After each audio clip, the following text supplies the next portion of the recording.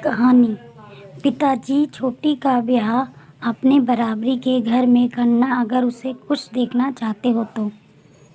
पापा देखो ना, माँ ने आज फिर मुझे मेरा मनपसंद सूट नहीं दिलाया। बाजार से आते ही मानसी ने चलते हुए अपने पापा से शिकायत की। ओहो रमा, तुम भी ना दिला देती बच्ची तो उसका मनपसंद सूट। गुप्ता जी ने अपनी पत्नी से कहा। रमा ने कहा, अच्छा जी, कैसे दिला देती, एक ही तो बेटी नहीं है आपकी। अगर इसे दिलाती तो छोटी का मुंह फूल जाता और फिर महीने का बजट उसका क्या। अरे मेरी लाडो बिटिया, तू चिंता मत कर, तुझे ऐसे बड़े घर में ब्याहूंगा कि वहाँ तुझे किसी चीज़ की कोई कमी नहीं होगी और तू राज करेगी मेरी बिटिया रानी। गुप्ता जी ने मानसी को लाड लड़ाते हुए कहा। किसी बड़े घर में ब्याहने का सपना लेकर ही मानसी बड़ी हुई थी। सुंदर और सुघड़ तो वो थी ही, अच्छे अच्छे घर से उसके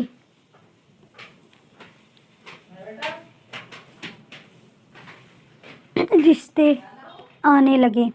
एक दिन जब पास शहर के अच्छे बड़े घर से रिश्ता आया तो गुप्ता जी को लगा कि उनकी तलाश पूरी हो गई। लड़के वालों की बस यही डिमांड थी कि बारात की खातिरदारी अच्छे से होनी चाहिए। इतना अच्छा रिश्ता देखकर गुप्ता जी ने उनकी ये बात सहज स्वीकार कर ली। अपनी हैसियत से बढ़कर गुप्ता जी ने मानसी की शादी पर खर्च किया ताकि लड़के वालों को कोई कमी नज़र न आए। शादी बहुत धूमधाम से हुई।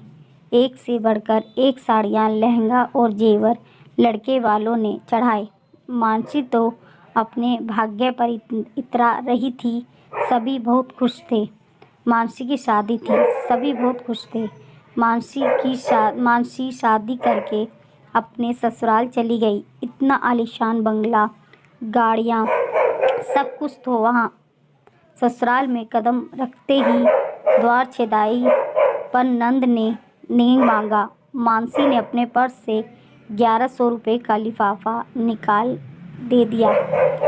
नंद ने नाक भिगोकर सिकोड़कर सास से कहा, ये क्या माँ, हमारी क्या इतनी ही औकात है। सास ने कहा, अरे बेटा, अभी ये नई है ना, इसे क्या पता हमारे घर में बहन बेटी को क्या नेक देते हैं। तू आ, मैं अपनी लाडो को सोने के झुमके दूंगी।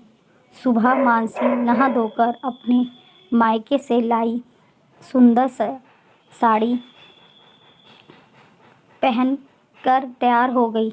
जब वो कमरे से बाहर निकली तो सास ने देखते ही टोका, बहू ये क्या पहन लिया, इतने मेहमानों में ये साड़ी अच्छी नहीं लगेगी।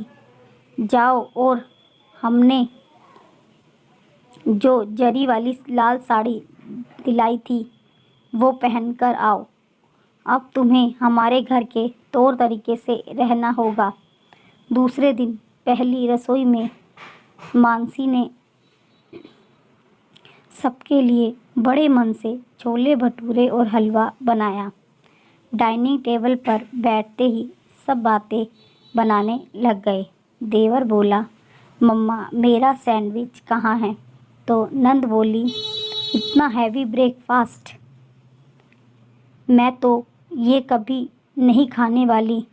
सब ने कहा, बेटा तुम्हारी भाभी छोटे घर की है ना, उसे क्या पता हमारे घर में क्या खाते पीते हैं।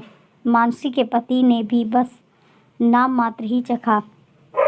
एक हफ्ते के बाद मानसी को पग फेरे के लिए बुलाया गया।